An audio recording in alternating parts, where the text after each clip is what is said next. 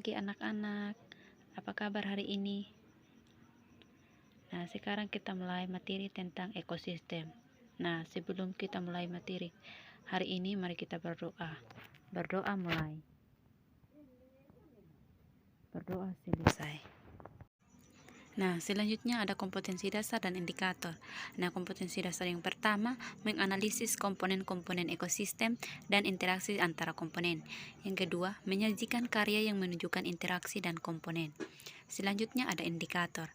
Indikator yang pertama, menjelaskan pengertian ekosistem. Yang kedua, menjelaskan komponen-komponen ekosistem dan interaksi antara komponen. Yang ketiga, melakukan pengamatan ekosistem di lingkungan sekitarnya dan mengidentifikasi komponen-komponen yang menyusun ekosistem.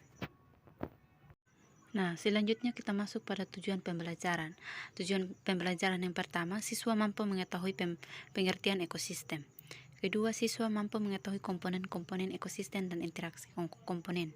Yang ketiga, siswa mampu mengamati ekosistem yang ada di lingkungannya dan bagaimana interaksinya.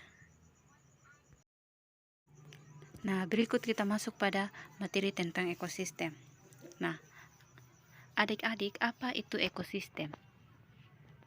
Nah, bahwa ekosistem ini ekologi cabang ilmu biologi yang mempelajari tentang interaksi antara makhluk hidup dengan lingkungan. Ekologi ini berasal dari bahasa Yunani atau yaitu oikos yang berarti rumah dan tempat tinggal dan logos yang berarti ilmu pengetahuan. Nah, oleh karena itu kita dapat disimpulkan bahwa ekosistem adalah hubungan timbal balik antara makhluk hidup dengan lingkungannya pada suatu daerah tertentu. Nah, ekosistem ini sebagai suatu tatanan kesatuan yang secara utuh dan menyeluruh antara segenap unsur lingkungan hidup dan mereka saling mempengaruhi. Nah, selanjutnya ada satuan ekosistem. Nah, satuan ekosistem itu tersusun atas ada individu, populasi, komunitas, ekosistem, bioma, biosfer. Nah, kita jelaskan satu persatu. Individu itu makhluk hidup yang berdiri sendiri yang secara fisiologis atau tidak ada hubungannya dengan sesamanya. Individu juga disebut dengan makhluk hidup tunggal. Contohnya seekor merpati, dia mencari makanannya sendiri, itu dinamakan dengan individu. Atau sebatang pohon yang tumbuh di suatu tempat, itu salah satu contoh individu, itu dinamakan dengan individu. Yang kedua, populasi. Populasi yaitu sekelompok makhluk hidup dengan spesies yang sama, yang hidup di wilayah yang sama. Contohnya ayam, kambing, babi, dan sebatang pohon pisang, dan lain-lain. Yang ketiga, ada komunitas. Nah, komunitas ini kumpulan populasi yang menempati daerah yang sama dengan komunitas kebun. Dalam komunitas kebun terdapat populasi pisang, populasi pohon mangga, dan lain-lain. Yang keempat ada ekosistem. Nah, ekosistem ini adalah sistem interaksi antara makhluk hidup dengan lingkungan pada batas wilayah tertentu.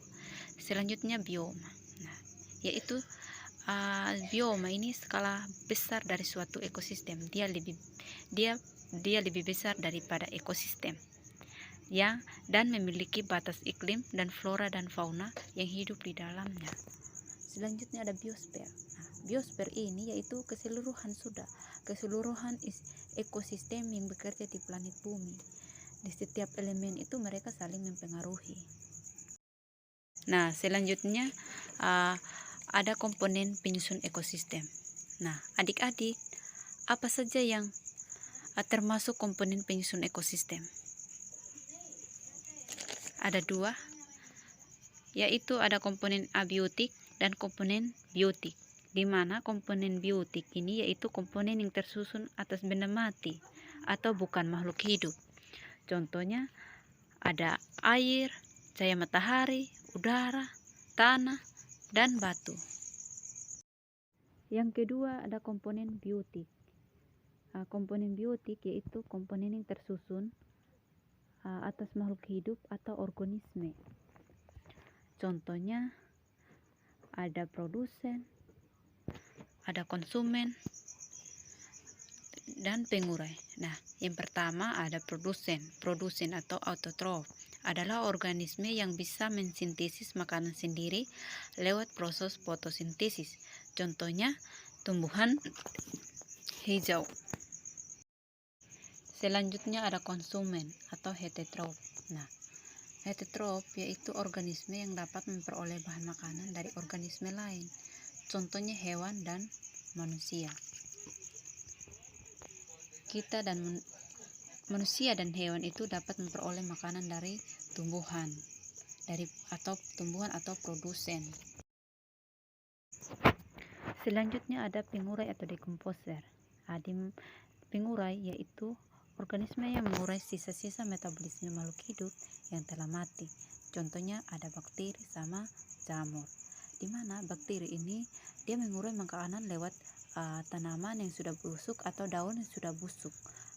Kedua, jamur ini dia akan mengurai makanan lewat kotoran hewan besar. Selanjutnya kita masuk macam-macam ekosistem, yaitu ekosistem akuatik atau air dengan terestrial atau darat. Nah, akuatik ini, ekosistem akuatik adalah ekosistem komponen abiotiknya sebagian terdiri atas air. Ekosistem akuatik ini terdiri dari yaitu ada ekosistem air tawar, ada ekosistem air laut, ada ekosistem pantai, ekosistem terumbu karang. Yang kedua, kita masuk pada ekosistem terestrial atau darat.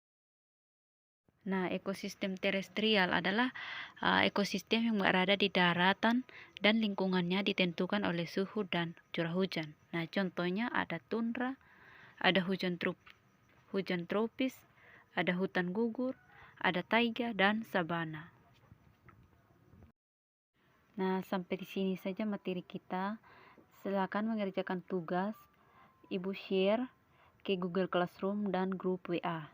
Silakan mengerjakan secara mandiri ya.